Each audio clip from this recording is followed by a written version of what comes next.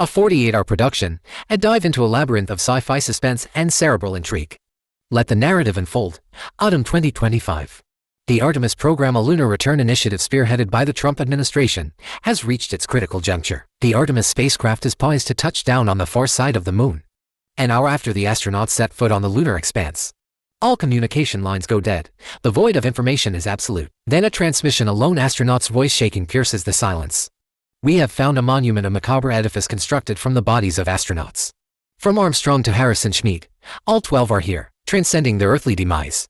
What then returned to Earth previously? What entities now walk among us? Now turning to my own existence. I seldom venture out in the rain, especially amidst such torrential downpour. Were it not for a client's commission, I would be recumbent on my Brooklyn apartment's couch. Engrossed in the impassioned rhetoric of the two presidential candidates vying for power on television, I hold no vested interest in the occupant of the American presidency. Political promises are merely tapestries of deceit woven to ensnare votes. As a native-born American, I have become desensitized to this charade. Irrespective of who ascends to power, their allegiance lies elsewhere, certainly not with the common folk dwelling in the depths of society. The plutocrats of Wall Street are their esteemed confidants.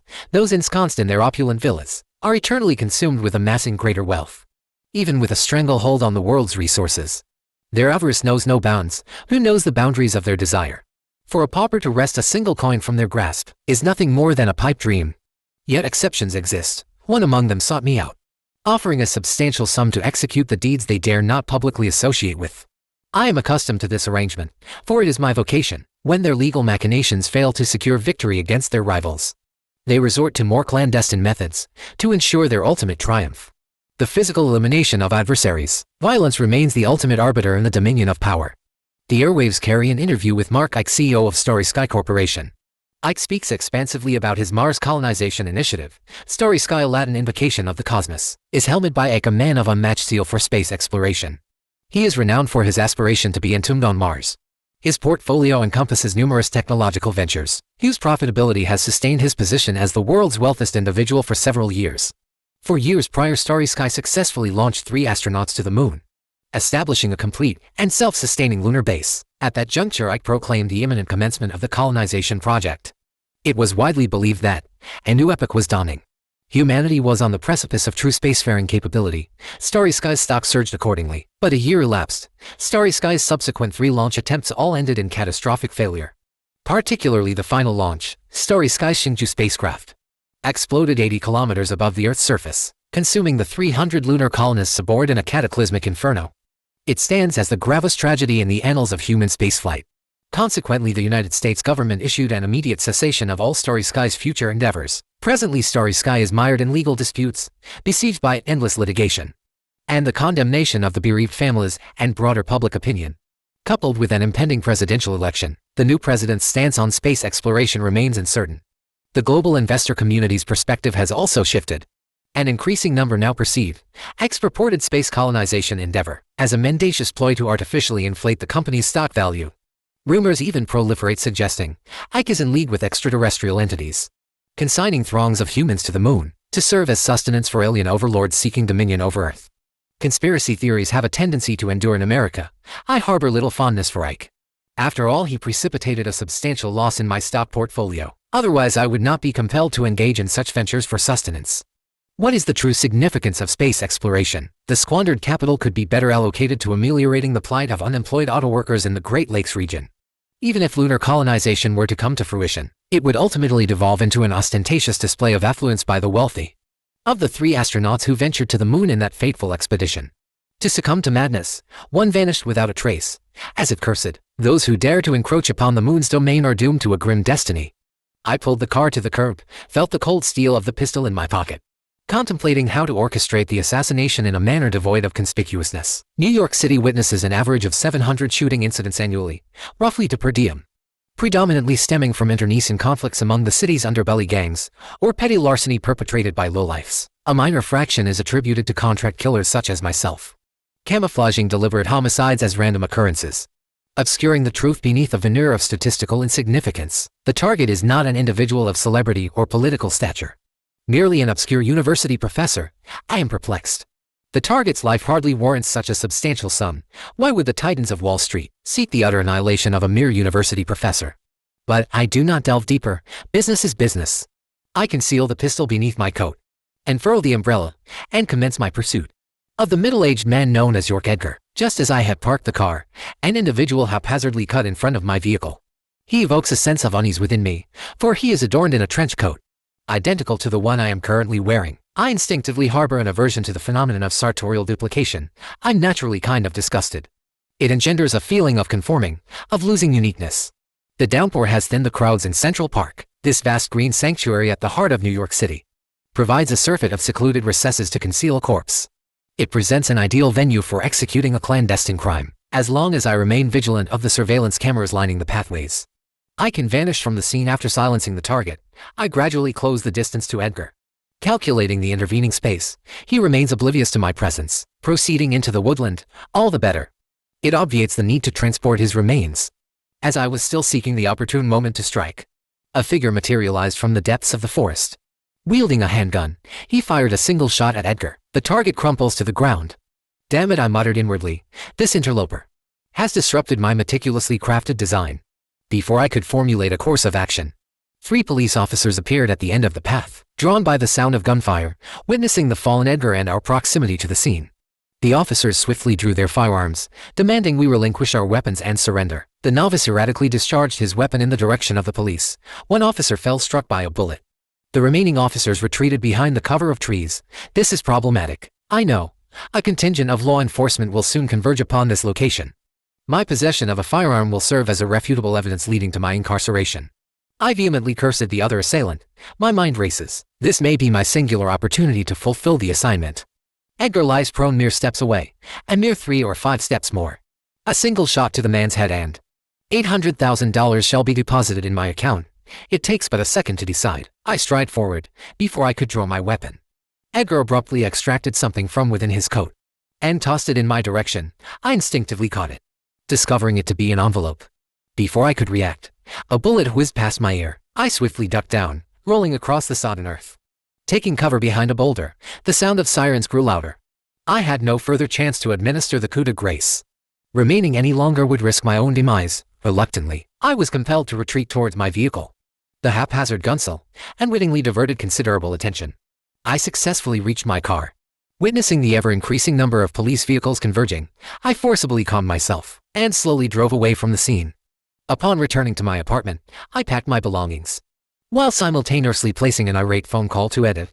He serves as the intermediary. Only he possesses knowledge of the true identity of the client behind the commission, hiring to assassins for a single target as an added measure of insurance. These magnates are often subject to such ill-conceived notions. Such an approach is anathema to us. Neither party is privy to the other's machinations, and can only lead to complication. What is it better? The task is done. Go ask the cheap bastard who paid for this why he hired another assassin. That fool ruined my plan. Before long, you will see my mud plastered on every television screen in the city. And was equally astonished. He claimed he would immediately contact the client, and provided me with an address, advising me to seek refuge there in the interim. Rest assured, batter, if the client is responsible, I will ensure you receive your due compensation. With that, he terminated the call. I gathered my belongings and vacated the apartment. The address provided by Edu led to a Latino enclave in Brooklyn, infested with various street gangs. The leader of one such gang, Jonathan, is an acquaintance of Eddie's. Out of deference to his connection, Jonathan permitted me to temporarily reside in the gang's clubhouse storage room. Only then did I finally have the opportunity to examine the contents of the envelope Edgar had thrown to me. Inside was a USB drive, adorned with a sticky note bearing the drive's password and a collection of photographs. I don't have a computer with me right now, so I can't access the contents of the USB drive. But the photos have captured my attention. The first few appear to be taken surreptitiously. They show Mike sitting on a sofa, in conversation with someone. What I find unsettling is that, in the same photograph, Mike's face is perfectly clear, while the face of the person opposite him presents a smooth mirror-like surface, as if they are wearing a mask, fashioned from a mirror. Subsequent photos are the same, regardless of the angle from which they are taken. The light in the area of that person's face shows an abnormal distortion. It reminds me of those so-called UFO photos from the last century, where the key details are always just blurry pixels. Lizard people, aliens, or is it the underground people? In my opinion, these photos are just the kind of conspiracy fodder that those third-rate tabloids love. It probably won't be long before The internet is flooded with supposed evidence of Mike's contact with extraterrestrials. The later photos appear to be satellite images of the lunar surface. Each one has a circled area marked with a felt-tip pen. I get a magnifying glass. And there seems to be a peculiar protrusion in the center of the circles.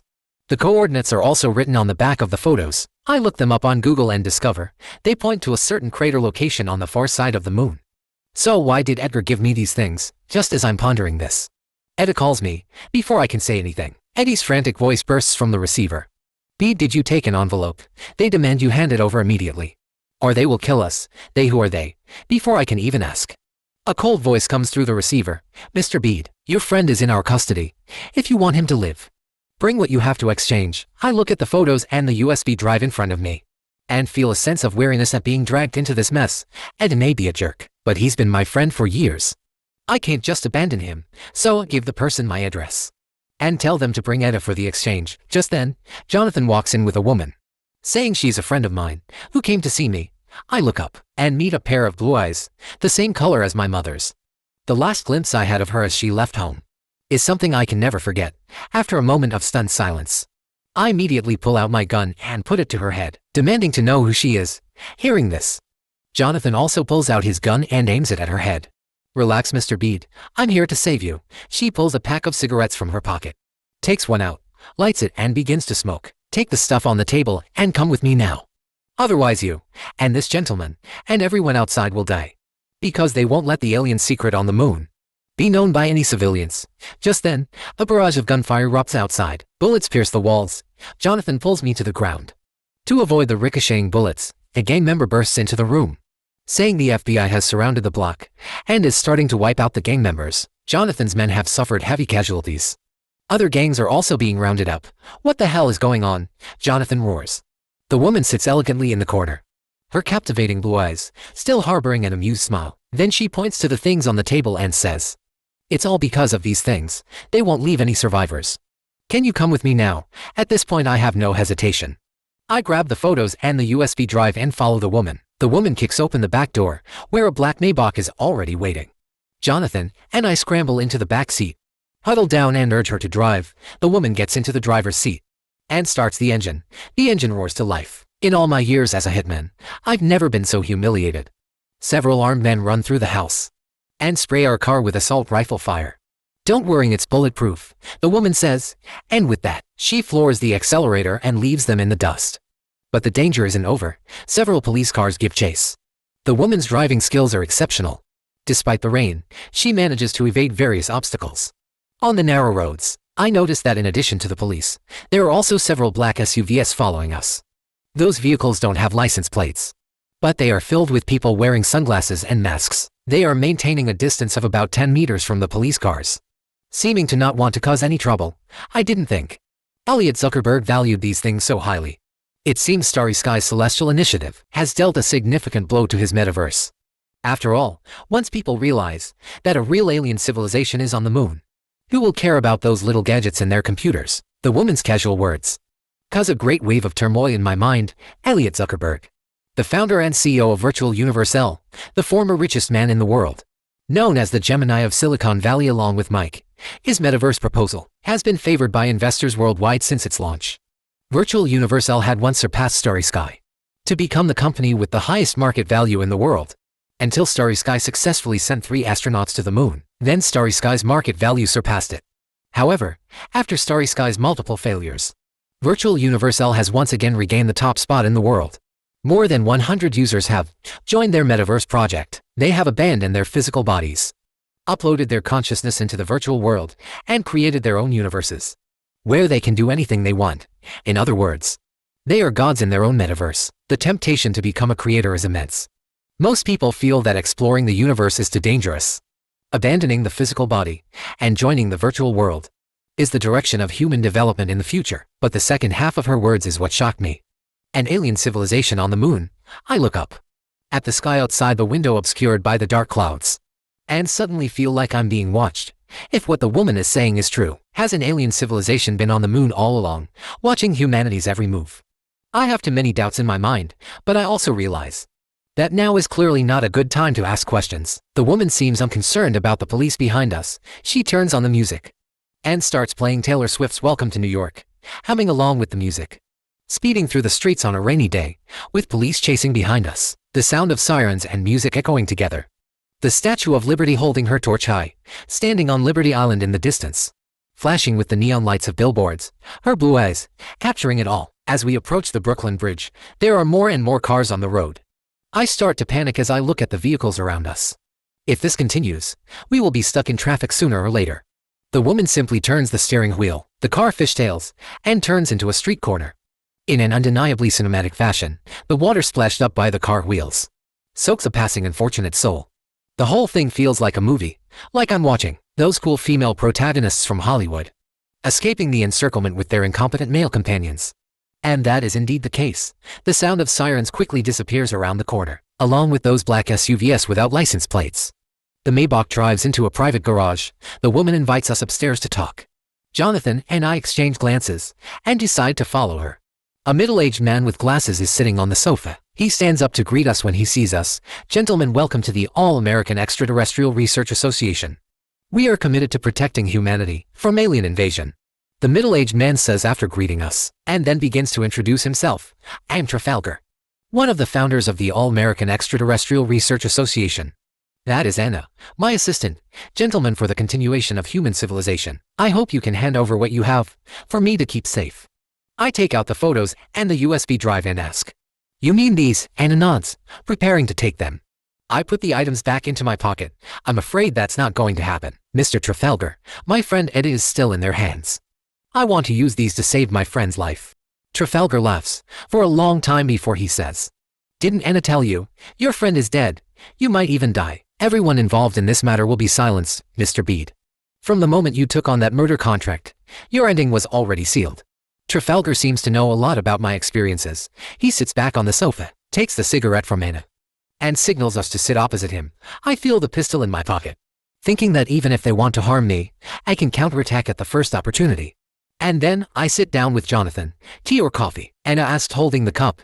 "Black tea, please." "What would you like to drink?" I shook my head, indicating that I didn't want anything. Jonathan clearly wasn't in the mood for anything either. His family is still in the house. Their fate isn't certain at this moment. Jonathan can't wait to leave here now. "I know you two are very anxious, but if you knew how much of a huge secret you hold in your hands, you would feel that everything that has happened to you is insignificant." Trafalgar picked up his teacup, took a small sip, and then slowly began to speak. "You all must know, 4 years ago, Starry Sky sent 3 astronauts to the moon. But they hid the truth from the public. In a corner of the moon, astronauts and extraterrestrial civilizations had a third kind of contact, or maybe a fourth. Sanderus Nordensnoya, Frendo Rijdal. 3 brave astronauts shouldered a huge mission they didn't know about. They found a hidden ruin on the moon. During the signal interruption, many secrets were locked into the archive bags, becoming top secrets of NASA and Starry Sky. The All-America Extraterrestrial Civilization Association has been exploring and wants to try to prove the existence of extraterrestrial civilizations. My assassination target this time. Edgar is also one of them. They always believe Starry Sky. The lunar exploration project is not as simple as it seems on the surface. Just a year ago, a psychiatrist named Shirley found Royce, another founder of the association, and revealed to him about the 3 Starry Sky astronauts. The secret of contacting extraterrestrial civilizations. The 3 were under the guise of treatment, locked in a heavily guarded mental hospital. The higher-ups ordered that their experience on the moon must be kept secret. So the association planned the escape of Sandris and Noah, and finally learned the truth that the higher-ups wanted to hide. Hundreds of years ago, an alien spaceship crashed on the moon. They observed the neighboring planet.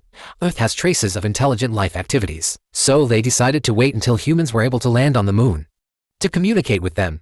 And on July 20th, 1969, when Armstrong first stepped on the surface of the moon, these hibernating visitors were awakened, except for those 3 warriors who landed on the moon.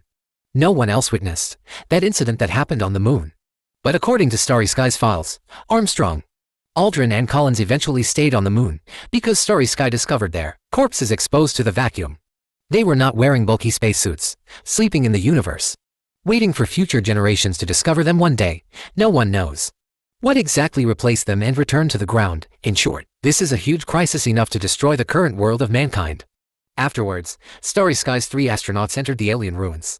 In their description, it is a silver sphere with an external diameter of over 30 meters, and a near-perfect appearance, is an absolute body that cannot be replicated with current human technology.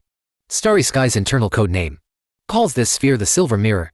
Edgar Royce and other several members of the association met with Mike. I don't know what they said, but from that day on, Edgar, Royce, they all chose to join Starry Sky one after another, became Mike's employees. I have known them for many years. I know they are not the kind of people who can be easily bought with money. Regarding the reason behind it, they kept their mouths shut, just emphasized that they were doing the right thing. But just 2 months ago, Edgar suddenly contacted me. He claimed that an alien invasion was happening. This is a large-scale worldwide, long-term substitution action. Even Royce, maybe, is no longer the Royce we know. Trafalgar leaned comfortably on the sofa. I don't understand this seemingly refined middle-aged man, why he gives me the feeling of a gang member. Perhaps because I grew up on the streets. This feeling is not unfamiliar to me at all. Those guys who make a name for themselves will often take off those big ones on their necks as soon as possible, scary gold chains, to cover up the tattoos on their wrists with wide robes or straight suits. After meeting acquaintances, they will not use the stupid jewelry they made themselves to greet each other like they used to on the streets. Everything they do is to cut ties with their past, to show their class to the people around them, through expensive watches or brand name clothes. Like the sweater he is wearing now, I saw it on a luxury website. The price is enough for a dozen ordinary American families to eat for a year. Obviously there is a bigger force behind him. Enough, I don't want to know at all. What the hell is your relationship with E.T.? I just want to know. Who is the bastard who shot and killed my family? Jonathan interrupted Trafalgar impatiently. If I weren't by his side, he would definitely pull out his gun and blow the other person's head off. Who knows? Starry Sky, NASA. Some congressman on Wall Street, Capitol Hill. Think about it, who does the FBI listen to? That's too much. Such things are common in America. Isn't it? Calm down, Jonathan. What you are facing is not a certain person or organization, but a behemoth you can't imagine. There are more participants in this than you can imagine. Their power is also frighteningly great. And Mr. Bed, you are just an insignificant mistake. Edgar was originally going to hand the things over to us. The messenger I sent happened to be wearing the same gray trench coat as you. So, you were involved in this incident. We didn't take much effort to find you. They too. Unless you cooperate with me, I can help you leave the United States. Trafalgar remained in his posture. Anna whispered a few words in his ear next to him.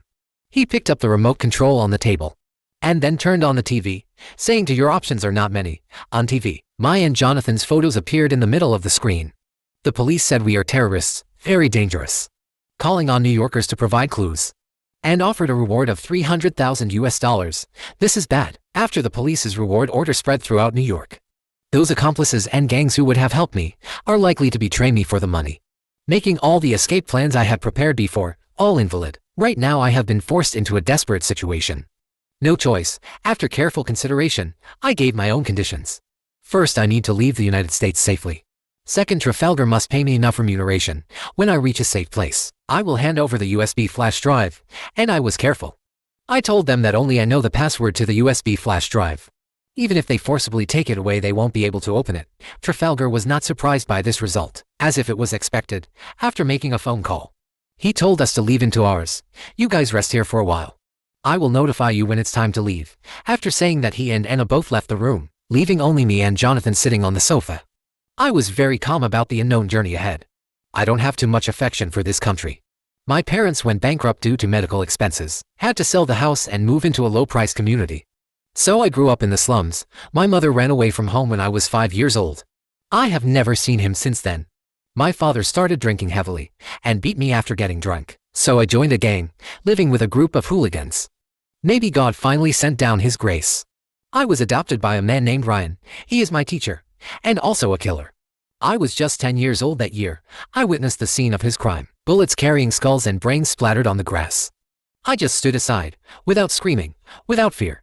But a strange sense of pleasure emerged in my heart. This is what life is all about. I helped Ryan carry the body into the trunk of his old Ford sedan, and then watched the taillights of the car disappear into the night. The next day I walked out the door. Ryan stood under a tree waiting for me. Kid, you are born to do this. Come with me. I nodded, got into that Ford sedan, and left the street. Ryan is a chatterbox. When he is not on a mission, he is always talking non-stop, cursing the politicians on TV.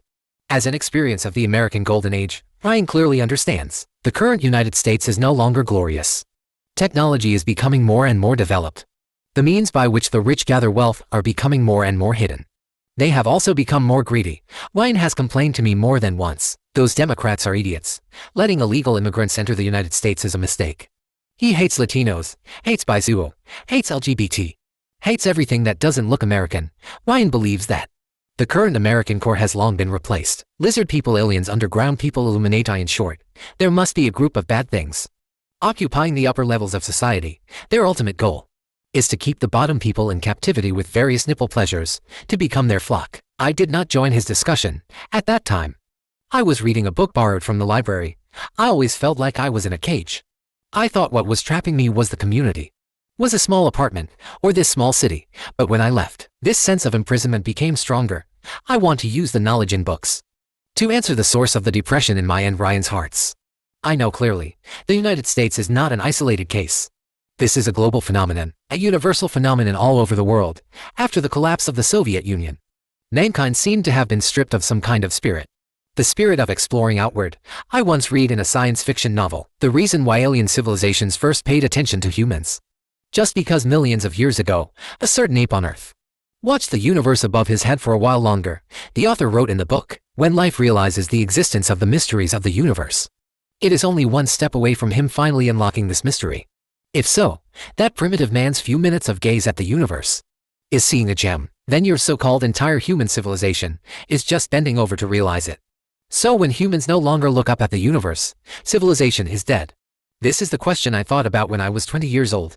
Now I am over 30 years old. What I think about has become how to earn enough retirement money for the rest of my life. Thinking about finding a chance to kill the fat man next door who makes noise at 6 a.m. Thinking about how to avoid the endless debt collection from the IRS. Thinking about how to maintain Ryan's former network of relationships after he died under the knife of a robber. I inherited everything from him. Have I been replaced? I don't know. It shouldn't be. I feel like something has been taken away from my body too. Winterfelger said there were aliens on the moon. My first thought was, how to sell this news for a better price. Maybe I would have been excited when I was 20 years old. Can't wait to join them, to reveal the truth of the universe, to explore the hidden secrets. But I am over 30 this year, almost 40 years old. I only feel trouble and numbness in my heart. I just want to lie on the sofa, turn on the TV, listening to the voices inside. This will make me seem less lonely. Then it's the endless scrolling of mobile phone PKFKX. It is easier for me to acquire knowledge than when I was 20 years old. I am in a small apartment in New York. You can know the chief election being held in a tribe in Africa. The world has never been so small. Information has never been so readily available. Social news without any nutrition. Celebrity gossip fills the online world. Garbage information brainwashes people day after day, and ultimately deprives them of their ability to think. If this is the end of human society, then I hope that after the arrival of alien civilization can inject fresh vitality into this aging civilization. The news is still rendering our danger. I frowned, changed the channel. Elliot Yorkberg appeared on TV. He is promoting his original universe plan because of the leadership of Mike and Yorkberg. The technological world around the world is divided into two voices: True Universe and Metaverse. True Universe believes that humans should explore the universe at all costs, establishing settlements on every planet in the solar system, taking generations, dozens of generations, or even hundreds of generations to grow their civilization. This will be an unimaginably long journey. Long to the point that at this moment, all humans on Earth, it is impossible to live to see that day with your own eyes, not to mention the early stage.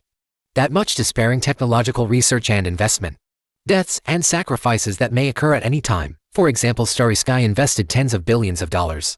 The first batch of space immigrant volunteers that were trained just disappeared in the flames. Another Metaverse program is at least much safer than True Universe, and most people may experience this technology during their lifetime. With the development of brain-machine technology, consciousness shuttling has become possible. The network is just code composed of data. Humans are just individuals composed of cells. The gap between the two is not insurmountable. As early as the 1970s, there were enough technicians engaged in research in this area. Humans were already able to repair, or were trying to repair sensations. Functions included hearing, vision, and vestibular sensation. Cochlear implants are the most successful and most widely clinically applied brain-computer interfaces to date. With the advancement of technology, the technology for uploading human consciousness to the cloud has made a breakthrough. At this time, the physical body has become a shackle to consciousness. After consciousness, spirit, thoughts, and memories are uploaded to computing devices, digital immortality can be achieved. The fear of death has prompted humans for millions of years to constantly explore the possibility of extending life. Therefore, the research directions are divided into two paths: mechanical ascension and consciousness uploading. The world's first semi-cyborg, Peter Scott Morgan, passed away on June 15, 2022. With current technology, it is impossible to create an immortal body, but the technology of discarding the body and becoming digital code in the meta universe to achieve immortality on another level is presented before humanity. That is an extremely vast cyber world. Everyone is the master of their own universe. They can create 10 billion planets in an instant, and then fill the entire universe with themselves. A city, a continent, a cat, an atom. Users can create anything. They can experience 100 trillion kinds of love simultaneously with 100 trillion people. 1 second they can incarnate in medieval Constantinople to fight against the boundless Ottoman army. The next second they can control an F-35 to dogfight with the flying dragons in the magical world. Everyone is the master of a world, more powerful than a god. In the cyber world, humans can truly do as they please, become the master of the world. The world will truly revolve around one consciousness. The only limitation is imagination. This is the future anticipated by the Meta Universe faction. They plan to build 12 super servers in the world. The height of each server will be 30 times that of the Burj Khalifa. Their main bodies will be buried deep underground, with interfaces for consciousness transmission remaining on the ground. At that time, humans only need to retain a very small number of maintenance personnel. The remaining 7 billion people will all live in data and pulses. Even the maintenance can be replaced by robots. The human exploitation of the Earth for millions of years should come to an end. Without humans, the Earth will return to its original state after thousands of years. The supporters of the Meta Universe believe it is time to return the Earth to all the life on it. I'm not interested in the views of either faction. After all, my own fate is now in the hands of others. I also have a guess about the identity of the forces behind Trafalgar. There aren't many that can provide asylum to Americans, judging from the name Anna. It can't be anyone else but Russia, Ryan once told me. The United States is full of KGB agents. Many of them came here long before the collapse of the Soviet Union. They have long integrated into American society, if they don't expose themselves actively. Outsiders can't tell their identities at all. I don't really like dealing with Russians. Those Russian gangsters are usually our enemies. You can smell the vodka and cigar smell on them from afar. Before long, Anna told us it was ready. She would go with us to New York Harbor. There is a cruise ship there that is about to sail to Hong Kong. After that, someone will pick us up. I have no problem with it. But Jonathan doesn't want to leave. He wants to go back. Persuade him to leave with me. If you stay in the United States, you could be shot at any time, or disappear into the unknown darkness. Jonathan patted me on the shoulder and said, I know. But my parents went through countless risks and hardships to cross the border and reach the United States. The predecessors in our hometown accepted my family. We built our own community together. Now asking me to leave here, I can't do it. You go, Baird, I'll stay. I want to avenge Eddie and my dead family members. He held that exaggerated-looking revolver and then inserted bullets into the cylinder. People who hang out on the streets usually use exaggerated looks to overpower the opponent's momentum and gain the upper hand. I'll make those people know that they've made the stupidest mistake of their lives. Having said that, he left the room. Anna didn't try to dissuade him. Just told him the location of the exit. Then her gaze fell on me. There was a hint of laziness in her blue pupils. Mr. Baird, let's go. I followed her back to the garage and got into a gray Chevrolet Orlando. At least it didn't look so conspicuous on the outside. Anna really loves listening to music. As soon as she got in the car, she turned on the player and hummed softly. I sat in the passenger seat, watching the car shuttle among the skyscrapers in New York. Heading towards the unknown ahead, a strange feeling welled up in my heart. I've lived on this land for 38 years, from birth until now. All my memories and experiences have taken place here, looking at both sides of the street, black skin, white skin, yellow skin. I thought I had no attachment to the United States, but when I'm about to leave, I still feel reluctant, sad, and repulsed. Humans always have a hometown complex. Most people can't be like dandelions that float away with the wind. Leaving requires courage and determination. What's this song? I asked. Solar Echoes. A work by Niall Stanford, a New Zealand musician living in New York, USA. It's a piece of cosmic music. It's very nice. It makes me feel like I'm not leaving the United States, but leaving the Earth. If I could leave the Earth, that would be nice. At least I wouldn't have to deal with these complicated interpersonal relationships anymore. Right. Anna lit a cigarette again. Her slender fingers held the thin cigarette, and then she lazily put it in her mouth, while stepping on the gas pedal. She exhaled a faint white smoke from her mouth. The smoke followed her shoulder-length short hair and landed on her fair shoulder, as soft as silk. It escaped through the crack of the car window into boundless freedom. and was finally swallowed by the rain outside the window, she handed me the cigarette pack. With a contented expression, as if this wasn't a flight, but an ordinary weekend outing with friends. Match your lips and fingertips to perfection. Match your lips and fingertips to perfection. Visit the realm of charm, perfect in every way. I looked at Anna's profile and read out the advertisement slogan on the cigarette pack. Maybe it's about the cigarette or something else.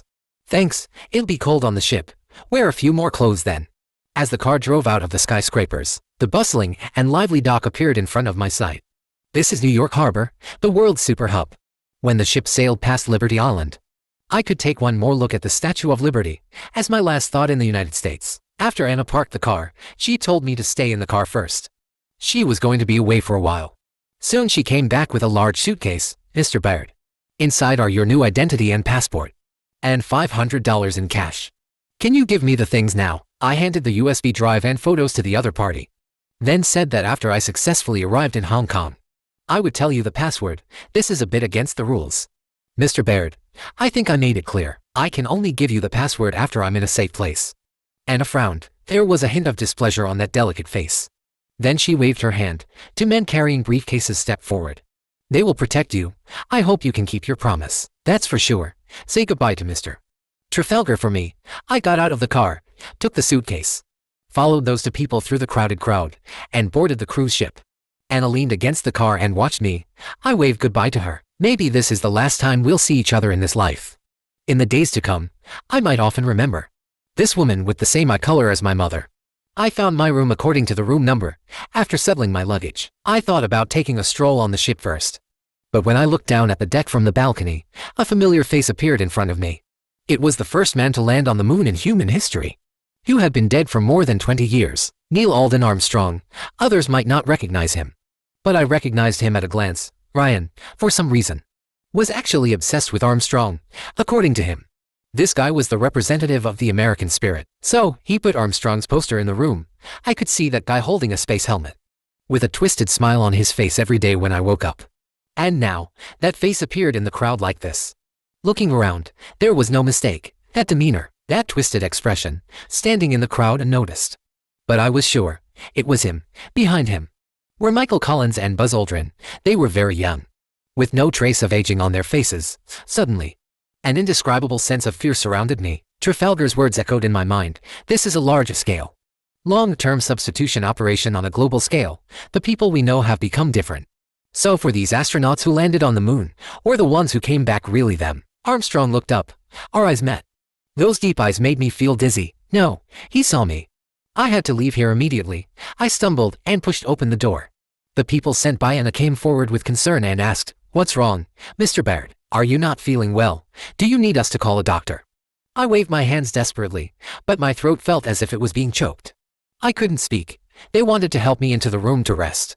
No, hurry up and tell Anna. The things that came to Earth with Apollo 11 have found me. I pushed them away forcefully, then ran out recklessly, even after listening to Trafalgar's account. I didn't take the so-called alien civilization incident to heart, because I always thought this matter had nothing to do with me. Just like listening to someone tell me the story about meeting the tooth fairy in childhood. I forgot it after listening, but now I really saw it. I witnessed the existence of aliens with my own eyes. I had to tell Anna, tell Trafalgar, tell Jonathan, tell 911, tell the White House. Tell everyone, they've come. Someone fired a shot behind me. I'm not sure if it was in my direction. The deck was in chaos immediately. There were screaming crowds everywhere. I didn't care. I felt a splitting headache. I just wanted to leave here immediately. I climbed over the fence and jumped into the water. It was pitch black all around. I felt someone grab my wrist. When I woke up from a faint, a long-haired woman threw me a towel.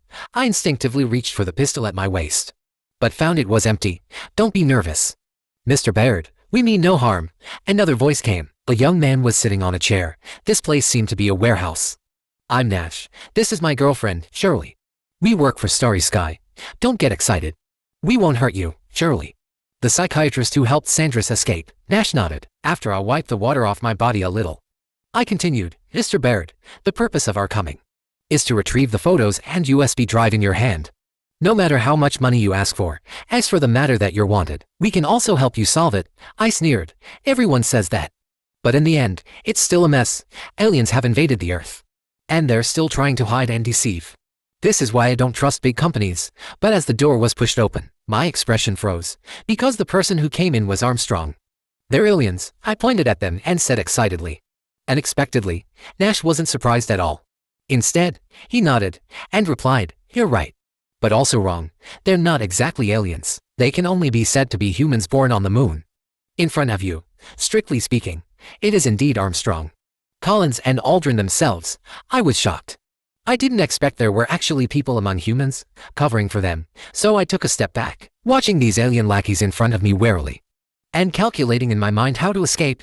"Don't be nervous, Mr. Baird. We can answer your questions. They're indeed humans. Whether from a genetic or molecular perspective, this can be proven, but for the current society, their identities are indeed a bit hard to classify." Nash motioned for everyone to sit down, then took out some photos from the table and showed them to me. Some of them were the ones I saw in the envelope earlier. The following ones were high definition. This time I saw clearly the thing marked with a red circle. It was a landmark made of piled-up corpses, from Armstrong to Harrison Schmidt. There were 12 people in total. They were all here, holding hands, fixed to a white pillar. They stayed on the moon. And we came back to the ground for them. Armstrong in the chair said. Nash nodded, and explained.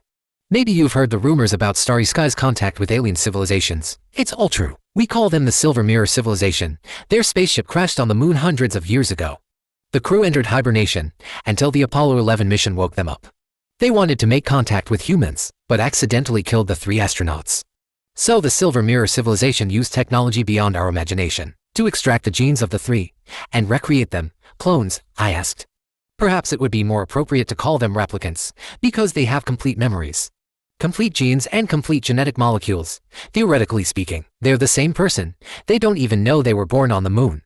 The Silver Mirror Civilization used them as eyes and ears to return to Earth in the subsequent moon landing programs. All the astronauts were replaced. The replicants who returned to Earth would live as ordinary humans, only at a specific moment. They would act as the mouth of the Silver Mirror Civilization to communicate with humans. That's why there was Starry Sky's moon landing. Yes, Shirley continued.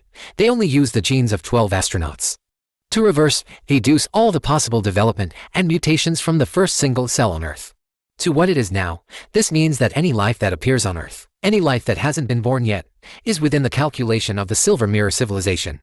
The energy consumed in this is beyond human imagination. Perhaps the energy generated by the entire sun isn't enough to support this huge operation. They barged into the human world in an absolutely overwhelming manner. Just 1 year ago, Nash and I were also among those trying to find the truth about aliens. But when we uncovered a corner of the truth, we found that covering it up was actually the best choice for humanity at present. Some things, once exposed to the public, humanity will face a complete collapse. Just imagine, if everyone around an ordinary person could be created and replaced by the Silver Mirror Civilization. What would happen? Humans would send themselves to the path of extinction. So, you surrendered to the Silver Mirror and became alien lackeys. It's not surrender, it's cooperation. They have no intention of intervening in the human world. Nor do they want everyone to know their existence. They just want to go home, in the eyes of the crew. Earth is just a barren desert on the edge of the universe. The gap between them and us is even greater than the gap between us and ants. Just as humans wouldn't try to get ants to help us build a house. The help we can provide to the Silver Mirror is also negligible, but they have no choice. Seeking human help is their only hope of going home. To this end, the Silver Mirror transmitted to humanity some technologies that are enough to change the world. Sadly, just as we said before, can you imagine humans trying to teach ants Dyson sphere technology? The Dyson sphere is to build a cover to wrap the sun. How long do you think it would take for ants to learn? Hundreds of years, thousands of years, tens of thousands of years. Hundreds of thousands, millions, tens of millions, even hundreds of millions of years, it would take us to fully digest that information. The universe is vaster than humans can imagine. So far, all of humanity's observations and imaginations of the universe are just like walking on a grain of sand in the Sahara Desert.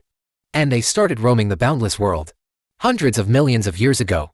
They're like gods to us.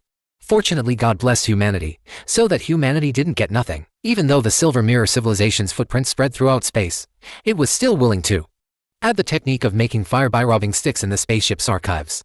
Reusable spacecraft, space elevators, space cities, and many technologies that appeared in science fiction works. The Silver Mirror Civilization gave them to some scientists among humanity. The condition was to help them repair the spaceship. Humanity and the Silver Mirror Civilization just met each other's needs. But some people didn't seem to want to see humanity go on a long voyage. They were afraid of the wind and rain outside. Afraid that humanity would move towards the deep space, compared with exploring the infinite world. They preferred to be kings in the cradle. Who were they? I asked. The Metaverse faction and their supporters, that is. The guys who commanded the FBI to chase you all the time. The Metaverse and exploring the universe are not in conflict. In fact, you can also cooperate with each other. I was a bit puzzled, not understanding where the conflict between the two was. Normally, that's true, but what if someone wants to rule all of humanity?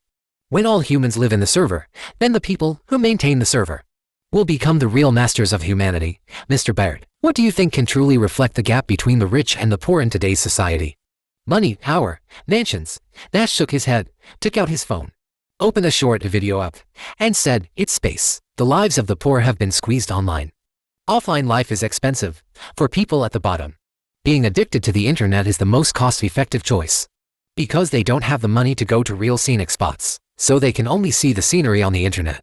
They can't use more offline ways to experience life, so killing time in games and videos is a way to satisfy the spirit to the greatest extent without spending much. Technology has become a shackle that restricts most of humanity. The whole society is like a closely operating machine. Some people can enjoy the world, while some people can only struggle for 3 meals a day. Now those who enjoy the world think there are too many people, even though they have private manors and mansions, and can spend weekends on luxurious yachts. But factories will pollute the air, garbage will be dumped into the ocean. When their helicopters fly over the city, the congested traffic below will make them annoyed. They can use money and wealth to drive away all the people in front of them, but the traces of other human activities will still reach their eyes in various ways. They are no longer satisfied with a few small islands. They want the ownership of the whole continent and the whole ocean. 7 billion people are too many.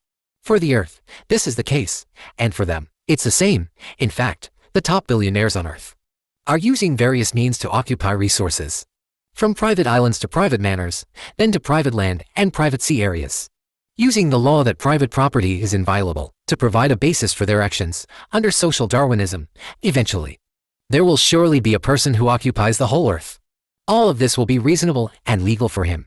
But they don't have enough power to protect their wealth. The reality is that before that day comes, these billionaires will be torn apart by the dissatisfied people at the bottom, and then their wealth will be divided up.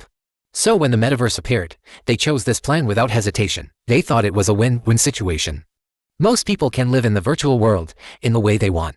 And they also got the space they wanted, so they planned to drive all humans into the virtual world, both physically and mentally. The remaining people can enjoy this uninhabited planet to their heart's content. But by that time, can humanity still be called humanity? NASA's definition of life is a self-sustaining chemical system and capable of Darwinian evolution. If the endpoint of life evolution is to break away from the body and exist in the state of consciousness, a being that no longer needs to exchange energy with the outside world, can it still be called life? A programmed body with memory and consciousness, but without the ability of energy metabolism and self-reproduction, and even unable to respond to external stimuli through spontaneous argumentation. Does it belong to life? Can it still be classified into the category of humanity? And this also means that human civilization has truly come to an end. A meteorite impact, a solar storm, or some other small accident, and humanity will be extinct. We, or the real universe faction, don't want such a future. We want humanity to fly out, like dandelions, sprinkle across the universe, take root and germinate. Humanity was born on Earth, but should never perish here. We know this will cost a lot of money, and many people will die, but we must fly out. Any civilization that stays in the world where it was born is equivalent to committing suicide. Go to the universe to find new worlds and new homes. Spread our descendants like spring rain all over the Milky Way. No matter how perfect the virtual world is, it's fake. Life shouldn't be trapped in the server. The universe should be the frontier of humanity. Nash stood up and said excitedly, we once looked up at the starry sky, pondering our meaning in the firmament, but now we can only worry about our land with our hands down. Many people die without even glancing outside the mortal world. Civilization shouldn't be like this. Mr. Baird, can you understand? This is how our civilization declined. When humanity gave up the desire for adventure, the arteries of civilization will harden. The energetic spirit will be completely submerged by the lethargic society. Lying on the laurels for too long, one can no longer stand up. Humanity will always choose the safest and most moderate route to move forward. The stars will become a dream that is out of reach. Haven't you noticed? Nowadays, humanity is even losing its imagination. Metaverse, brain a computer interface, space city, spaceship. All of these were envisioned during the US-Soviet rivalry in the last century, or even earlier. Look at the present. What about the vision for the future? Just making patches. Again and again on the ideas of our predecessors. The golden age of imagination has ended. You should be able to see it from movies or books. Modern people's imagination of science fiction has changed from the future to the past. Those Hollywood movies where people fight with spears while holding high tech are essentially the same as medieval night duels, repeating the operas of ancient Rome over and over again. Even if they have the ability to travel through the universe, in the end, they still need to use fighting skills. To determine the winner, humanity has lost its enterprising spirit. We want to retrieve the spirit of that era. The spirit of moving forward by any means, even if the price is to destroy the Earth. We must force humanity into space. I looked at the somewhat crazy Nash, took a deep breath, and finally asked, so what exactly is in that USB drive? Why do both you and the Metaverse faction want to get it? It's a key to the future. The Silver Mirror civilization, for the convenience of humanity. To smoothly learn their technology, need such a USB drive. It contains information that can change the world. Isn't it ridiculous? A small USB drive can determine the fate of humanity. Just decrypting 1/10,000,000th of it, made Starry Sky have technological strength beyond most countries. Make didn't disclose to the US government the source of the technology in the company. If the introduced civilization hadn't taken the initiative to contact humanity, humanity simply couldn't have discovered their existence. They studied human history and thought it wasn't a wise thing to give the technology to a certain country. So they chose Nake, an idealist. 4 years ago, the astronauts of Starry Sky brought this USB drive back to Earth. As a result, Edgar stole it. Edgar was our friend and joined Starry Sky with us a year ago. No one knew that he was actually a firm alien threat theorist. He had a deep hostility towards all alien civilizations. He firmly believed that contact with the Silver Mirror civilization would lead to the destruction of human civilization. So, he stole the USB drive, but he also rejected the Metaverse faction. Edgar finally chose to tell Trafalgar, who was also a member of the association. They planned to hide this, but we found out that there was Russia standing behind Trafalgar. The Russians also wanted to get these technologies later. The Metaverse faction also learned this information. There were many big shots standing behind them. This is a fight among several giants. Ordinary people like you and me getting involved will be torn apart in an instant. A few hours ago, news came from the hospital. Edgar was already dead, killed by a suddenly appeared robber. That was just a guy pushed to desperation by life, trying his luck everywhere. Edgar changed the password of the USB drive before he died. If it is forcefully cracked, all the information in the USB drive will be destroyed. Now only you know the password of the USB drive. Shirley put her hand on the shoulder of the interior from behind, stared at me with her charming pupils and said, "We've shown our sincerity, told you all our secrets. Now it's time for you to make a choice, Savior. We'll try our best to meet any request you make, you know." The True Universe faction is also all over the world. We're by no means weaker than the Far Universe faction. Because this is a choice about the fate of humanity. I've never been so needed by the world. The future of humanity seems to be in my hands. Wealth, fame, status, power, with those few letters in my mind. I'll become a guest of honor in every country in the world. Somehow, I suddenly thought of Ryan's question. What exactly are we trapped by? Cities, countries, society. I lowered my head, looking at the ground beneath my feet. Maybe it's this world. I had an incredible idea in my mind. I'll go with you to retrieve the USB drive. I led them back to the villa where Trafalgar lived. Behind me was a fully armed group of mercenaries, sent by a big shot of the True Universe faction. His private armed forces. If possible, don't hurt Anna, I said to the captain in front. The operation begins. I sat in the car, watching them break into the house. A gunfight soon broke out inside the house. Dense bullets shot out from the windows. I squinted my eyes, praying in my heart that girl with blue pupils wasn't here. Just then, an even denser burst of gunfire rang out. A convoy of dozens of cars appeared at the end of the road. A large number of mercenaries jumped out of the cars and charged towards us. The scene was exciting, more exciting than a movie. If I wasn't caught in the middle, it would be even better. The True Universe faction and the original Universe faction had their first direct conflict, but neither side currently intends to completely break off relations. The ones they sent were all private armed forces without identification. I opened the car door, lay on the ground, slowly rolled towards the roadside. People kept falling. Both sides showed some restraint. At least they didn't throw grenades. I took out my phone. The network and signal in this area were cut off. This way, it would ensure that this big riot wouldn't be spread. I kind of regretted it.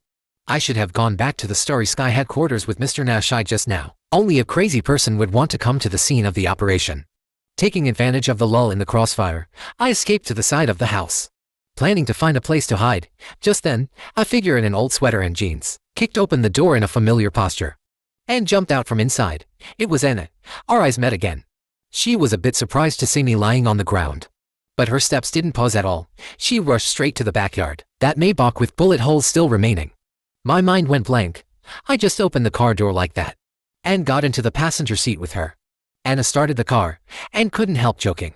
I knew America was chaotic, but I didn't expect it to be this chaotic. I didn't say anything, just quickly buckled up my seatbelt and let her drive out of the garage. At that moment, dense bullets from both sides shot towards the car. For a moment, it was hard to tell whether it was the sound of rain or the sound of bullets hitting the car. I don't know why. These days I've been constantly on the run, chased by this one and that one. There's not a moment of peace. Anna suddenly turned the steering wheel, avoiding the luxury car on the side, trying to force us to stop. If it weren't for you in the car, they would have blown us up with an RPG. Hold on tight. There's going to be another car crash. I know. That's why I'm here. Anna looked at me strangely, then said, I'm telling you, the USB drive isn't on me right now. Even if you search me, you won't find what you want. Before she finished speaking, she seemed to think of something, and then showed a helpless smile. I just think, a girl like you shouldn't die here. The color of your eyes is the same as my mother's. Every time I see them, I'll think of the days with my mother in my childhood. That was the happiest time in my life. Now isn't the time to listen to your sweet talk. It's better to think about how to solve this problem. Mr. Baird, what do you want to do? This is a big deal. I want to talk to Make, Yorkberg, and the others. If you can go with me, I'll feel more at ease. Because I'm like your mom. No, because I don't know who to trust. Do you know there are replicants in the Starry Sky Company? Those guys who came from the moon, copied by aliens. No one knows if the ones who came down are the same as the ones who went up. I don't even know if the president and the congressman have been replaced by those guys. But I think this matter should have a result. At least I don't want to be involved anymore. I don't want you to be deeply involved either. You know this shouldn't be called love. It's strange. And I have known each other for less than a day, but I have a strange feeling towards her in my heart. Maybe it's because of the love and missing for my mother, that she fills some void in my heart. Or maybe it's just because she's beautiful. Anyway, I want to protect her, and want to have more stories and responses with her. Be a little more rational. This might just be the suspension bridge effect. She saves me from danger every time. This makes me unconsciously develop a sense of dependence on her. There was a rumbling sound from the sky. Several helicopters appeared overhead. The intersection ahead was full of cars, and the back was blocked too. Countless dark gun muzzles were pointed at us from around. Because I was there, they didn't shoot, and I got out of the car. Facing the people in front, I shouted loudly, I need to meet the person behind you, soon. The convoy took me into a high-end building. The security guard pushed open the door. In front of us was a huge floor-to-ceiling window. We could overlook the entire Central Park outside the window. A person in a gray t-shirt was facing away from us. Mr. Baird, I'm glad you chose us. Welcome to join us. The current world's richest man, the promoter of the Meta-Universe concept. Zuckerberg, one of the twin stars of Meta, turned around, opening his arms to welcome us. This is the New York headquarters of the Virtual Universal Company. The first batch of Meta-Universe residents live in the underground laboratory of this building. I think you're mistaken, Mr. Yorkberg. My decision depends on your concepts and ideas. I know you've never cared about the lives and deaths of us ordinary people. But God has put this decision entirely in my hands. What do you mean, everything about the Meta-Universe? And the plan behind you? To drive all of humanity into the server? Yorkberg shook his head and said, it's not driving, but letting everyone choose for themselves. Once you've experienced that world, you'll understand how boring and dull reality is. Since we still have a lot of time, you might as well sit down and listen to my ideas. I believe that after you listen, you'll choose us, Mr. Baird. You need to know, there's no real freedom in this world. Whether you're a wealthy billionaire or a poet wandering the world, in fact, from the birth of humanity until now, there have been approximately 100 billion people. And no one has ever known what so-called freedom really is. People are born free, but are in chains all the time. The world is a huge cage, imprisoning every inspiration, from planets to continents, to countries, to counties, streets, communities, from the laws and rules of the universe to interpersonal relationships. We've always lived in a world with rules set by others. Like everything on Earth must abide by the law of universal gravitation. You can only leave the ground with the help of external force. It's not that once you have an idea, the law of universal gravitation will disappear and no longer work on you. If you jump into the sea, you'll be drowned. If you walk into a volcano, you'll turn into ashes. You can't cross the Sahara without anything. You can't escape the fate of illness and death. You'll regret a certain choice you made when you were young. You'll also feel annoyed because of a stupid decision when you want to have wealth. You must pay the corresponding price to get a return if you want to get food. You have to go to the supermarket to buy it. If you want to travel far, you have to drive a car or buy a train ticket. When you're hungry, you must eat. If you're blind, you can't see the light. If you want to spend your life with the girl you like, you have to spend time giving her gifts and proposing to her. All that I said is what all of humanity is facing. You can't change it according to your own will. You can't make up for yesterday's mistakes, nor can you predict tomorrow's ending. The long river of life can only move forward, not backward. Those things that are not satisfactory and not going well have all become history. What is your dream? Has it come true? Do you have any regrets? Those people you love in your life, are they still by your side? No one can truly carry out their own will, live according to their own wishes. This has nothing to do with the size of power or the amount of wealth. It's a set of self-permission rules of this world. Each of us is living in this world created by God, according to His will. However, when in the metaverse, none of these problems exist. You can make the sun rise from the North Pole and set from the South Pole. You can also make the stars in the sky, form your own portrait. You can create your own laws, design your own life. When you make a wrong decision, you can start over at any time. You can choose to spend the rest of your life with the person you love the most, or you can be with every girl in the world. Have an unforgettable love affair. You can build a golden castle, hang the sun at the tip of the tower. You can make flowers cover the rainbow. Build a wooden bridge from Mercury to Pluto, on which stand unicorns and an angelic choir. You can experience different worlds, different adventures. You can defeat the Demon King in 1 second and destroy the world in the next. You can regard your hair as a forest and raise whales bigger than the galaxy in it. You will have a happy dream. All possibilities, all impossibilities, can become reality in your mind. You are the only God in your own world. What limits you will only be your imagination. You don't have to worry that there's not enough time. We can adjust to give you enough time to enjoy all this. When your universe is destroyed and is born 100 million trillion times again, only 1 second has passed in real time. You may worry that when giving up the body, can humans no longer control their own destiny? Don't worry about this at all. We will design a robot to ensure all this. No matter how perfect the system is, there will always be people who exploit loopholes. Even if we modify the law to be flawless, there will still be people who come up with various ways to avoid it. So rather than that, it's better to leave it to the robot to carry out the plan to maintain the server. They will only act strictly according to the pre-programmed code.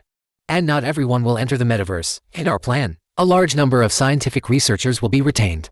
After all, when the machines are mature, we can also let those who give up their physical bodies and enter the conscious world return to the real world through machines. Do you think it's hard to part with giving up a physical body that can die, age, hurt, and get sick? As for those in the spaceship faction, in my opinion, investing a large amount of resources in it is irrational. No matter how much the cost of the spaceship is reduced, it's impossible to send all of humanity into space. Even in the era of the great voyages, not everyone chose to enter the dangerous ocean. Admittedly, they would bring back huge amounts of wealth. But what does all this have to do with ordinary people? There were still a large number of people at the bottom in Europe living in pain. Countless people still spent their lives in poverty. Even if the spaceship technology really matures, do you think ordinary people can compete with those large companies that control funds and advanced technologies? Maybe those workers who assemble screws in car factories will go to assemble screws in spaceship factories in the future, and miners who mine underground will mine on the moon. Do you really think that when the resources from space are transported back to Earth, the lives of you ordinary people can be essentially improved? I tell you, under social Darwinism, the rich will always get richer, and the poor will get poorer. Do you think, if it really doesn't work, you can save money to build a small spaceship and take a chance in the universe? Dig out some precious ore, or find some invaluable example, and then sell it at a high price to the rich on Earth. First of all, I won't mention whether those large companies will buy the mining rights of various planets and asteroids at the first time. Even if you're lucky enough to get it, I ask you, what's the difference between this and those gold miners in South Africa? People always think that humans should be like this or that. That virtual universes won't work. We must focus on spaceships. Leaving the Earth is the real direction. so as not to be destroyed by so-called asteroids, volcanoes, tsunamis or earthquakes. This is as stupid as worrying whether the sky will fall, I can assure you. If the United States announces the occupation of the moon tomorrow, I and Make will go to Congress immediately to buy the mining rights of the moon. He takes the front, I take the back or vice versa. And then offer a monthly salary of $10 to mine on the moon. Or one provide the robots, Make provides the rockets. The two of us will make a fortune, even if virtual universal and starry sky expand. And recruit 1 million people globally. These 1 million people can become multimillionaires relying on the lunar resources. But what does all this have to do with you? What does it have to do with others? What does it have to do with those people in Asia, Africa and Latin America, the people in the third world? You're neither my employees. Nor is it possible for everyone to buy our stocks. Not only that, we will sell the resources on the moon at a high price. To backward countries, if the wages of American workers are too high. We'll go to Southeast Asia or Africa. To find cheaper employees, we have too many ways to reduce costs, and labor costs are always our top consideration. I know Make supporters like to accuse me of only serving the rich, and not considering the fate of all mankind. In fact, this is the future that suits everyone the most. My metaverse is the real Garden of Eden, in the end. There may not be a single human in reality. The earth begins to self-repair, after hundreds of years. It returns to the way it was before humans ever appeared, walking through the once bustling city with wolves, enjoying the peace under the laws of nature, and deep in a certain mountain. There are several servers with robots shuttling around. That's the home of tens of billions of people. If the spaceship faction eventually becomes the trend of the future, then humans first need to extract enough resources on Earth to acquire the ability to immigrate to space. Have you ever thought about what kind of destruction this will bring to other creatures on Earth? Since the 20th century, nearly 1 million species have been on the verge of extinction. Each of them has accompanied the Earth for hundreds of millions of years. They shouldn't come to an end today. Life is so wonderful. Each species is a unique part of the universe. At the very beginning, we and everything in the world originated from the same single-celled organism. The birds in the sky, the fish in the water, all life on Earth are the brothers and sisters of humans. They shouldn't die here. They have the right to continue walking with the Earth. Maybe you think I shouldn't be so selfless. Yes, selfishness is the essence of humans. We can't even treat our own kind well, let alone those species that don't belong to humans. The history of humanity is a history of the struggle for resources. For a piece of land, a river, when humans occupy a resource, they will think about occupying another. Everyone wants to maximize their own interests. Like food, even if they can't finish eating it, they will try to preserve it. Few people will think about sharing. Exploring space is not a good thing. It will only lead to more brutal fighting. Between companies, between countries, there will always be people who are not satisfied. First to come, first served is not an ironclad rule. If some people get more, it's destined that some people will get less. The early comers will make a fortune. The late comers will be resentful. Look at the 2 world wars. That's how they broke out. You people always think that as long as there are more resources, competition will decrease, but resources can't be infinite. From 1490 to when Columbus discovered the New World until now, only 500 years have passed, and the world has been divided up. How long do you think it will take to divide up the solar system? Those of us who have more resources will surely set off earlier than you ordinary people, and then occupy more resources, better positions, leaving only the unwanted scraps for you to compete for. You want to migrate. But look at the American War of Independence. The first-generation people may still identify themselves as belonging to Earth. But 100 years later, will the new immigrants born on the moon or Mars still recognize themselves as belonging to Earth? It only takes 3 or 4 generations for the identity to change, compared with continuously moving towards deep space. I think the possibility of a civil war among humans breaking out is even greater. At that time, those who hide behind and enjoy peace and prosperity must be my descendants. And those who fight hard against the enemy in space must be your descendants. Mr. Baird, is this the future you want? You may say these are all my assumptions. No one can tell what will happen in the future. As long as you're willing to open a book and look at history, you'll know that for thousands of years, humans have just been repeating certain things over and over again. We will keep making mistakes for the same reasons. The weapons in the hands of soldiers have changed from wooden sticks to guns. But the reasons for war, in essence, are no different from the skirmishes among primitive people. Mr. Baird, don't be carried away by those grand narratives. How many aircraft carriers does the United States have? How many oil fields does it occupy in the Middle East? How many overseas military bases does it have? These have little to do with you ordinary people. I Make and Congressman Rockefeller, Lockheed Martin, Boeing are the direct beneficiaries of these actions. This series of actions will only make some of us earn more and take out a negligible part of our income. As the payment for hiring you, the high-priced lawyer think tank will find a way to make us gain more benefits from any decision made by the government before you worrying about whether the sun will go out tomorrow. It's better to worrying about your mortgage bill and medical bill first. It's not you who decide the future of humanity, but us. Your opinions mean nothing to us. The attitude of most people can't decide anything throughout human history. It has always been the few elites who make decisions. This may not be in line with the democracy you firmly believe in, but everyone has their own ideas and interests. We can let the public vote to decide the color and name of a subway. But where to start digging the subway? And how long it should be built? The irrelevant people must be silenced. You think humans are just waiting to die if they don't leave the Earth? The sun won't go out until 5 billion years later. Dinosaurs went extinct 65 million years ago. Maybe the next Earth-like planet will go out. Maybe an asteroid will hit the Earth in a few years. What's the difference? The horror of the universe lies in its vastness. The magnificence and fantasy have nothing to do with you and me. The Earth is the Garden of Eden for humanity. Maybe the outside is the real hell, as long as one of the countless disasters on Earth recurs. Human civilization will be basically destroyed. And all of humanity's current technology is not enough to change fate. We can only watch the tragedy happen. Worrying about what might happen is just a waste of time. At that time, in the Metaverse, each of us may have spent trillions of years.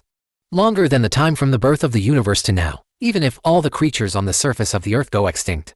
The servers buried deep underground will still keep running. Maybe until the birth of the next civilization, we will still exist. Millions of years ago, primitive people sparked the fire of civilization by rubbing to stones, the sharpened wooden sticks they made were sharper than the teeth of saber-toothed tigers that had evolved for hundreds of thousands of years. The armor they spent a month making was what a tortoise took an eon to grow. At that moment, humans stopped evolving. For millions of years, except for our brains. We haven't changed much compared to our ancestors. Digitalization may be the new form of human evolution. Maybe we will become a more advanced form of life, breaking free from the shackles of the body and living in the universe. Gentlemen, please follow me. Yorkberg led us into the elevator. The numbers above kept decreasing until we arrived at the underground laboratory. In front of us was a black server about 10 meters high, about 30 meters in length and width, covered with complex wires and patterns on the outside. This is the home of 100 digital residents. While we were talking, 300 million years had passed inside. Each person lives in a separate server and can also choose to join other people's servers to pay a visit, as long as the server is not damaged. The digital residents can live inside forever. The electricity they consume in a day is approximately equal to that of a city with 200 people. But our researchers are trying to solve this problem and looking for solutions to upgrade the server to accommodate more people in Europe and Asia. There are also more than a dozen such servers under construction. At least this year, more than 2.00 people will join the Metaverse and become virtual residents. We've calculated this technology will take about 50 years to cover the whole Earth. 50 years. Can the spaceship faction fly out of the solar system? There were several screens in front of the server, showing the information and status of the digital residents. Researchers can also communicate with them through VR. Most of the residents here are terminally ill patients. Many people have been lying in bed all their lives, trapped by their bodies. When we proposed this plan, they agreed without hesitation. They thus gained true freedom. I've always believed technology shouldn't be a toy for serving a few people, but should be truly accessible to everyone. Yorkberg stood in front of the server, his eyes shining with excitement. He really believed that he represented the future of human development. This is the effort for all mankind. I stood in front of the server, looking at all this in surprise. The scenes in the movie had become reality. Some of the firm beliefs in my heart were also wavering. Is it really right to leave home and fly into the unknown universe? Is this really the only way for human development? The stars and the sea, a slogan that makes people excited, seems a bit ridiculous in the face of reality. As Yorkberg said, no matter how much we expand, there will always be a gap between the rich and the poor in human society. Even if the end of the world comes tomorrow, there will still be a difference in who leaves first and who leaves later. As long as private ownership exists, as long as humans can't get rid of the essence of selfishness, history will repeat itself. Only in the Metaverse can the meaning of all men are born equal be truly implemented. And I really want to see my mother again. When I was 22 years old, she was killed by her live-in boyfriend with a knife. I threw the murderer's head into the Mississippi River and fed it to the crocodiles, but nothing can be changed. I want to stop time in my childhood and play with my father and mother on the lawn in front of the door, even meeting the people I miss in a dream. will make me happy. I've woken up countless times, wanting the dream to stay a little longer. At least have a reunion in the dream. The real world is too cold. The virtual world is the salvation. Then why did you kill the first batch of lunar residents? They were all pioneers among humans. Yorkberg looked at me in confusion. We've never touched the lunar residents. Nick and I just have different ideas. Not to the point of life or death. Wait, it wasn't you. Assassination is an act of breaking the rules. Those guys standing behind us also don't want to make things big. I looked at Anna, and also shook her head, indicating that they had nothing to do with this. Then who could have done it? The True Universe faction themselves. Before I could figure it out, a security guard reported. Make's car had stopped outside the building. Yorkberg led us back to his office. Before long, Make, with Nash and the others, also came out. They looked tired. Their eyes first fell on Anna, and then shifted to Yorkberg's face. We agree to share the technology with you. Now can you hand over the USB drive? Wasn't the USB drive taken by you? The people I sent said the target place was in a mess, and they didn't find the USB drive. They all looked at Anna, their eyes full of suspicion. Anna waved her hand and said, "It's the headquarters of our organization in New York. There is no other place." The two sides looked at each other, their eyes full of suspicion. Anna told them the location of the organization when she got off the car. When both sides arrived, there were only more than 30 corpses at the scene, and the USB drive was missing. Call the Coast Guard immediately. Block all ships, planes, cars, any means of transportation leaving New York. Everyone leaving New York must be inspected. The whole of New York became busy. There were flashing police cars and sirens everywhere. The two of them made phone calls for a long time, and then sat on the sofa, looking at each other tiredly. If you hadn't sent people to disrupt my plan, things wouldn't have gotten to this point. Wasn't it you who hired the murderer to kill my researchers? The two sides accused each other, and then became more and more shocked. Many things were unknown to each other. There has always been someone creating opposition between the two major forces. Even though both sides were trying to remain restrained, the relationship still deteriorated inevitably. It's Professor Royce. Shirley suddenly spoke up, pointing at the middle-aged man standing by the window. Everyone's eyes turned to him. "Professor, after the Sandris incident, it's hard for me to trust anyone, including you, so I secretly investigated you. Hiring Mr. Baird to kill Edgar, modifying the rocket parameters leading to the launch failure. All kinds of clues are related to you. Shirley, why? We've known each other for so many years. I just think you shouldn't have killed so many people." Asked a bit excitedly, "Mr. Royce, why did you do that? Didn't we join the True Universe faction together?" "You knew everything Mr. Make did." Royce turned around, scanning everyone with a contemptuous look, and then stared at Nash, speaking slowly. "Remember the first time we met? What I told you about the Extraterrestrial Civilization Exploration Association I founded, dedicated to protecting the Earth from the invasion of extraterrestrial civilizations. But the Silver Mirror civilization has no ill will towards us, and they are helping us develop technology." "Who told you all this, Mr. Make?"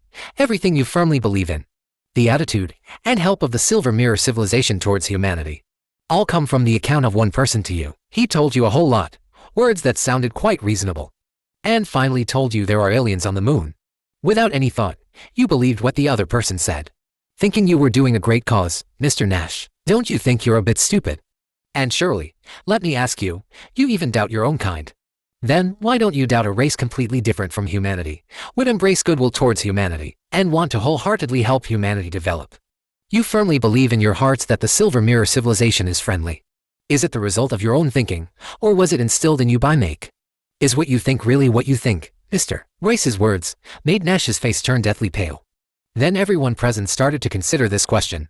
Regarding the Silver Mirror, those who came back from the moon, all the accounts came from Make. Before this, how many people had thought about this, so have always supported concealing this information from the public. The public is blind when they receive a large amount of information in a short time. They will then lose the ability to think. Nash, Shirley, do I blame you? Even I, after hearing Mark's words at that time, I inevitably fell into blind following, but as I gradually calmed down, I found there were many flaws in his words. From beginning to end, no one has ever seen the Silver Mirror civilization. Sandris and the others entered the Silver Absolute Sphere, witnessed the birth of their clones, and then what happened next? Were the three people who came back to Earth the same ones who went up? The Silver Mirror civilization said they needed humanity's help. They clearly have the ability to create humans themselves. Why go to so much trouble? Use humanity's rockets, return to Earth, and then look for the so-called suitable candidates. So, Professor, you chose the original universe faction. Haha, Royce sneered. In my opinion, the so-called original universe faction and the True Universe faction are just two groups of arrogant fools. One wants to lock humanity in a cage, the other wants to bring the enemy home. You are full of the arrogance of the elite class. Do you think the opinions of tens of thousands or hundreds of thousands of people can determine the fate of the entire humanity? We will prevent all this from happening. Why did you kill Edgar? He went completely crazy. Now, he sees everyone as a clone. Living in great pain and fear every day, finally. He even wanted to sell the secret to the Russians, to seek relief. We had no choice, and those lunar residents. Each of them is a true hero, but we can't let them go to the moon. They will only replace more clones and come back to the ground. We don't know their purpose. NASA was right. Humans shouldn't have gone to the moon at all. Who exactly are you? A group of people who don't want to be slaves. Whether slaves of humanity or slaves of the silver mirror. Race said with a cold face, hands behind his back, and then mockingly, to everyone, don't think you've won, we're everywhere. After saying that, he suddenly smashed through the French window, falling down along with the glass. At this point, it no longer made much sense. Both sides sat on the sofa, no one spoke, and I didn't stay in this suffocating atmosphere any longer. We stood on the busy streets of New York. The rain stopped, the lights came on, the moon came out. Anna looked up and said, my grandfather was once a stevedore in the Soviet Space Agency. I grew up listening to him tell the story of Gagarin. Perhaps the development route of human civilization ended at the end of the century. The Soviet Union, symbolizing space technology, lost to the United States, representing internet technology. The 21st century is the internet age. New York is too bright. Not a single star can be seen. Starlight travels hundreds of millions of light years to reach the Earth. Finally blocked by the lights. It's really a pity. Maybe I should go to a place where I can see the stars. I closed my eyes, trying to feel the sea breeze of the Atlantic Ocean blowing across my cheeks. All this is so rare. As if standing outside the human world, overlooking the long river of history. From the first time an ape looked up at the sky, to the first time humans set foot in space. It took us millions of years to reach this point. That seemingly long process is just a flash in the pan in the grand view of the universe. Compared to the Earth, it's also too short. Humanity is still a baby in the cradle. Because of unexpected visitors, accelerated its steps to stand up. Did you record it? Anna nodded, showing her watch. This is a gadget for agents. It has functions of taking pictures and recording videos. Both Make and Yorkberg arrogantly thought they could decide everything about humanity. Decide the fate of 7 billion people. I don't want to care about all that. History is created by ordinary people like you and me. They have the right to know all this about the silver mirror, about the meat of universe, about aliens, about the terrifying truth of the universe. And it took me to an internet cafe copyright. After fiddling for a while, pushed the microphone in front of me. It won't be long. The conversation that just took place in the office will spread all over the world. Before this, I need to broadcast to the world once. As the camera turned on, my face appeared on the big screen in Times Square. I cleared my throat and said a string of characters. That was the password both sides dreamed of. Then I clicked the play button. Everyone, now look up and gaze at the universe. Dear friends, the end of the full text. Can you tell me what kind of future you hope for? Welcome to leave a message and comment.